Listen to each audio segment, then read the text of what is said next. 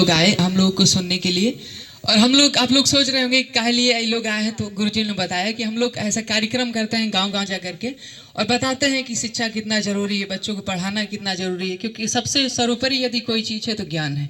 और हम लोग जानते हैं कि कोई चीज़ होती है जिसे हम लोग छुपा करके रखते हैं, कुछ चीज़ होती है जिसे हम बांटते हैं, चाहते हैं कि जितना फैला पाए। जैसे सोना हो गया, पैसा हो गया, तो उसको छुपा करके रखते हैं कि कितना हो सके उतना छुपा करके रखें, नहीं तो टैक्स लग जाएगा, सरकार इस पर टैक्स उसूलेगी, नहीं तो चोर आ जाएगा। लेकिन ज्ञान एक ऐसी चीज है जिसे लोग बांटना चाहते हैं, जितना उन लोगों के पास है उतना बांटना चाहते हैं। और करीब हम लोग तो मतलब किसान ही हैं, जितने सारे हम लोग जितना एरिया है समराना का या फिर बहराइच का मान के चलिए किसान है। और किसानों की स्थिति आज से नहीं खराब है, बहुत ही पुराने जमाने से पहले से ही खराब है। सबसे ज्यादा कोई मेहनत करता था तो किसान ही लोग मेहनत करते थे, और किसान मेहनत करते थे, उसके बाद में लगान वसूलने के लिए राजा आते थे और जबरदस्ती लगान वसूलते थे। जबकि हम जानते हैं कि कहीं हम धान लगाते हैं तो कहीं सूखा आ जाता है, तो उसके बाद कहीं लबलबा करके बाढ़ भर जाती है, तो कहाँ से इतना होता है। लेकिन किसानों की स्थिति यानी हम लोगों की स्थिति आज से नहीं खराब, बहुत पुराने जमाने से खराब है। दादा लोग, परदादा, पिताजी सबकी स्थिति और हम लोगों की स्थिति भी। हम लोग कितना मेहनत करते हैं, बहुत मेहनत करते हैं, 8 घंटा 10 घंटा खेतों में काम करते हैं, उसके बाद क्या मिलता है? कुछ भी नहीं है। हम लोगों के पास इतनी स्थिति नहीं है कि हम लोग अपने बच्चों को बेहतर स्कूल में पढ़ा सके, या हम लोग बेहतर कुछ पहन सकें, बेहतर कुछ खरीद सकें, इन लोगों हमारे पास नहीं है। जबकि हम जानते हैं कि कोई भी आप खेती करते हैं तो उसमें फिक्स नहीं होता है। जिसे आप धान लगाएं, गेहूं लगाएं, उसमें कोई नहीं पता है कि अब लगा दिए तो उसमें 5,000 लगा दिए तो 10,000 मिल ही जाएगा, नहीं मिल सकता, पता नहीं होता है। लेकिन कोई किराना का दुकान यदि खोलता है तो 5 वाला बिस्कुट उसको 5 ही में बिकेगा, 4 वाला बिस्कुट 4 रुपए में बिकेगा, 10 रुपए नमकीन तो 10 ही में बिकेगा,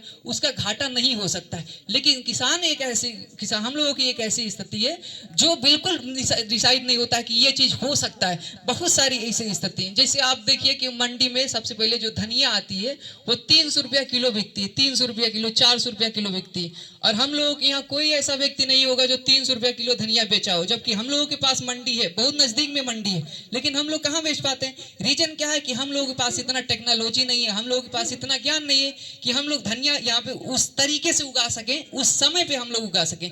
और वो लोग जो धनिया या फिर टमाटर कुछ भी लेकर के आते हैं जो नैनिया मंडी में सबसे महंगा बिकता है, वो कोई चांद या मंगल ग्रह पे नहीं खेती करते हैं, वो भी धरती पे करते हैं, लेकिन टेक्नोलॉजी लगाते हैं। वो लोग एक प्रकार के बाण बना लेते हैं, उसके ऊपर पन्नी लगा देंगे, जैसे यहाँ पे पन्नी टाइप का लगा देंगे, इसके अंदर धनिया लगा देंगे, टमाटर लगा देंगे। गर्मी को ये लोग कंट्रोल करके रखें, ठंडी को कंट्रोल करके रखें, और मार्केट को भी ये कंट्रोल करके रखें, इसलिए उनका जो पैसा का रेवेन्यू है वो लोग भी वो कंट्रोल करके रखें। ये सब कैसे हो रहा है? सब ज्ञान के टेक्नोलॉजी कारण बहुत ज्यादा आगे। और हम लोगों की यहाँ स्थिति इतनी खराब है, इतनी खराब है कि छोटे छोटे बच्चे हैं या फिर जो अभी युवा पीढ़ी में लोग जा रहे हैं, उनको कुछ जो बड़े बड़े लोग हैं वो कहते हैं कि ये खाओ, ऊंचे लोगों की ऊंची पसंद, कमला पसंद, फलाना ढिमका। अरे ये जो लोग खा रहे हैं, ये जो दिखा रहे हैं फोटो में, हमको लग रहा है कि ये तो केवल पानी उसमें रखे हैं, पानी मुंह में डाल रहे हैं, जो कि सेहत के लिए अच्छा होता है, पीना जरूरी है। क्या ये खाते होंगे? कभी नहीं खाते। लेकिन हम लोगों को क्या सिखाया जाता है? ये देखो ऊंचे लोगों की ऊंची पसंद है, फलाना है, ढिमका है, और धीरे धीरे हम लोग कहते हैं कि हमारे आइडियल हैं, जब ये कर रहे हैं तो हम भी करेंगे, लेकिन वो बिल्कुल नहीं करते हैं। अब उससे कहीं पूछ करके देखिए कि आप एक दिन में कितना खाते हैं, एक भी नहीं बताएगा कि हम एक को खाते हैं। ये लोग क्या करते हैं? ये प्रचार करने का पैसा पाते हैं, और हम लोग खा करके खाते हैं, सबसे पहले पैसा लगा करके, बाद में बीमार होते हैं, कैंसर होता है तो फिर पैसा लगाते हैं, उसके बाद पूरा तो जिंदगी खराब जाता है। और ज्ञान की हमारे यहाँ बहुत बड़ी प्रधानता रही है। चाहे आप बस उस समय ले लीजिए जब महाभारत हुआ था, उस समय अर्जुन की ज्ञान द्रोणाचार्य जी गुरु जी रहे, और अर्जुन को उन्होंने महाभारत जैसे युद्ध में एक तो धनुर्धर बनाया, और बेहतर धनुर्धर बनाया।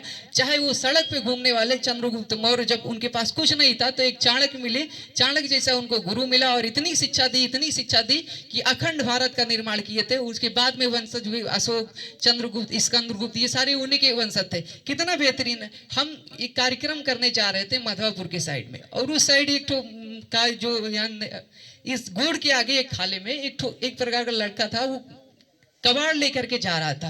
और जैसे इस पे देख रहे हैं, इससे भी स्थिति उसकी खराब थी, साइकिल भी पिंचर ही थी, और कबाड़ लादा हुआ जा रहा था, और कितनी स्थिति खराब थी। और लड़का मतलब हमसे छोटा ही था, कि यदि वो पढ़ने की स्थिति में होता तो हम मान के चलते हैं कि कक्षा 8 या 9 में पढ़ रहा होता। और इसकी स्थिति इतनी खराब थी कि वो सर पे लादा, साइकिल पे लादे, वो लोग कबाड़ लेकर के जा रहे थे। हम किस बात की कह रहे हैं कि हमारे पास हम विश्व गुरु बना लिए हैं, हम भारत को विश्व गुरु बना लिए हैं, हम शिक्षा के क्षेत्र में बहुत आगे हैं, ये कर रहे हैं, वो कर रहे हैं। हम कुछ नहीं कर कर रहे हैं, हम उतना आगे नहीं निकल पाए। लेकिन कहने वाले कह लेते हैं कि हमारे देश में ये हुआ, हमारे देश में हुआ बिल्कुल हुआ। वो हुआ था, कब हुआ था? चाणक्य के जमाने में हुआ था। वो हुआ था तो बहुत पहले जमाने में हुआ था। लेकिन आज की डेट में हम पैसा के रूप में भी पीछे हैं, हम लोग शिक्षा के रूप में पीछे हैं, कई सारी चीजों में पीछे। जबकि दिल्ली मुंबई वाले में देखिए, उनके पास पैसा है, सब कुछ है, लेकिन उनके लोगों के यहाँ कॉलेज देखिए एकदम बेहतर होंगे, सरकारी कॉलेज एकदम बेहतर, एसी वाला होगा, उनके यहाँ डिनर होगा और पूरा यहाँ पे पंखा वगैरह, फ्रिज, वाटर कूलर, हर एक चीज की व्यवस्था होती। हम लोगों के स्कूल में देखिए क्या समस्या है, घास जमी होती है। और आपको बता दें, जो वहाँ सरकारी स्कूल में जो टीचर पढ़ाता है, सबसे बेहतरीन टीचर वो होते हैं, सरकारी स्कूल वाले सबसे बेहतरीन। पढ़ते पढ़ते उनका बाल झड़ जाता है, तब जाकर के वो टीचर होते हैं। लेकिन उसके बाद में देखिए क्या होता है। ये सब हम लोगों की जागरूकता। हम नहीं कहेंगे कि कोई टीचर खराब है, हम ही लोग जब नहीं कहते कि तुम पढ़ा नहीं रहे हो, तो हम लोग अपने बच्चों को रेगुलर नहीं कर पा रहे, तो वो लोग करते हैं। और कौन चाहेगा इस दुनिया में मेहनत करने के लिए? जब ये पढ़ रहे थे B.R. अम्बेडकर जी, इनके पास बहुत सारी ऐसी समस्याएं आई थी, जैसे हम लोगों के पास ऐसी समस्याएं इनके पास भी थी। और सबसे बड़ी इनकी समस्या ये थी कि ये लोग समझते थे कि ये छोटी जात से बिलोंग करते हैं, और जब ये पढ़ने के लिए जाते तो सबसे पहले तो इनका एडमिशन नहीं ले रहे थे। तो एडमिशन जब टीचर ने लिया तो कहा कि हम अब तुम्हारे बच्चे को अंदर नहीं बैठा रहेंगे बाकी लोगों के पास में, इसको हम गेट के बाहर बैठा रहेंगे, और यदि इसमें क्षमता है सुनने की, सुन करके पढ़ने की, तो ठीक है, आप लाइए, इसको भेजिए। तो ये इतने बुद्धिजीवी थे कि ये बाहर से ये केवल बैठ करके ये सुन लेते थे, और सुन करके ये समझ जाते थे कि टीचर क्या पढ़ा रहे हैं, इतने ये थे। तो हम लोग बचपन से ही किसी भी फील्ड में, सुभाष चंद्र काफी मेहनत करते थे। और बता दें कि ये सबसे जो पढ़े लिखे व्यक्तियों में थे वो 1947 के जमाने में, जो हमारा देश आजाद हो गया था, जब अंग्रेजों को लग रहा था कि भारत में ऐसा कोई व्यक्ति नहीं है जो अब इंग्लैंड जैसा संविधान बना करके देगा, उस समय B.R. अम्बेडकर जी को बुलाया गया और कहा गया कि आप ही हैं जो एक मसौदा तैयार कर सकें। मसौदा का मतलब होता है जिसे आपको घर बनाना होता है, तो इंजीनियरों के पास जाते हैं, कहते हैं कि आप सबसे पहले तैयार कीजिए स्ट्रक्चर की, कैसे कैसे बनेगा। उसकी समिति के अध्यक्ष थे, और इन्होंने इतना बेहतरीन ढंग से जब उन्होंने पेश किया संसद में, लोगों हाव भाव उड़ गए कि कितना बेहतरीन ढंग से इसने पेश किया है। और 32 डिग्री प्राप्त करके आए थे। चाहते तो दुनिया के किसी भी देश में राजा की तरह जी सकते थे, किसी भी देश में जाते, लेकिन उन्होंने कहा नहीं, जो मेरे साथ हुआ है मेरे देशवासियों के साथ नहीं होगा। और वो आए भारत, और भारत में एक ऐसा संविधान लिख करके दिए जो दुनिया का सबसे बड़ा लिखित संविधान है। तो मेहनत के क्षेत्र में बहुत सारे लोग, चाहे डॉक्टर APJ अब्दुल कलाम रहे हों, चाहे अम्बेडकर जी रहे हों, चाहे जो लोग हों, सब लोग मेहनत करके धीरे धीरे आगे निकले और काफी ऊंचाइयों तक गए हैं। Doctor B.R. अम्बेडकर, ये जो देख रहे हैं चित्र APJ अब्दुल कलाम जी की, इनकी स्थिति समझिए कि ये बचपन में अखबार बेचते थे, और इनके पिताजी नाव चलाते थे। इनके पास इतना पैसा नहीं था कि ये बेहतर स्कूलों में पढ़ सके, लेकिन मेहनत किया, मेहनत करते करते इन्होंने एक स्कॉलरशिप प्राप्त की, और उस स्कॉलरशिप के जरिए धीरे धीरे और पढ़ाई की। और जो हमारे भारत की सबसे बड़ी मिसाइलें हैं, जैसे अब इस समय युद्ध चल रहा है, उस मिसाइलों में हमारे यहाँ देश की मिसाइलें सबसे पावरफुल मिसाइलों में से आती हैं, और ये भारत के 11वें राष्ट्रपति भी बने थे। तो संघर्ष है, हर एक फील्ड में संघर्ष हो, जो जितना कर पाएगा उतना बेहतरीन ढंग से बच्चा आगे निकल के जाएगा। तो पढ़ाई के लिए दो चीजें हैं। सबसे पहले हाई स्कूल तक, इंटर तक तो नॉर्मली कहीं ना कहीं पढ़ाना है, जहां बेहतर स्कूल मिले वहीं तक, क्योंकि करियर वहीं तक रहता है। 12 की बात कोई किसी को नहीं डरता है, कोई पढ़ रहा है कि कोई नहीं पढ़ रहा है, क्या कर रहा है, मोबाइल चला रहा है, इंस्टाग्राम चला, कोई कुछ नहीं करता है, क्योंकि लोग समझते हैं कि वो अब हो गया, मैच्योर हो गया, वो अब खुद ही डिसाइड करेगा क्या करना है क्या नहीं करना है। लेकिन 12 तक, कक्षा 12 तक हर एक विद्यार्थी को माता पिता का ये दायित्व बनता है, क्लास टीचर का, प्रिंसिपल का, सबका दायित्व बनता है कि इसे सही दिशा में लेकर के जाए।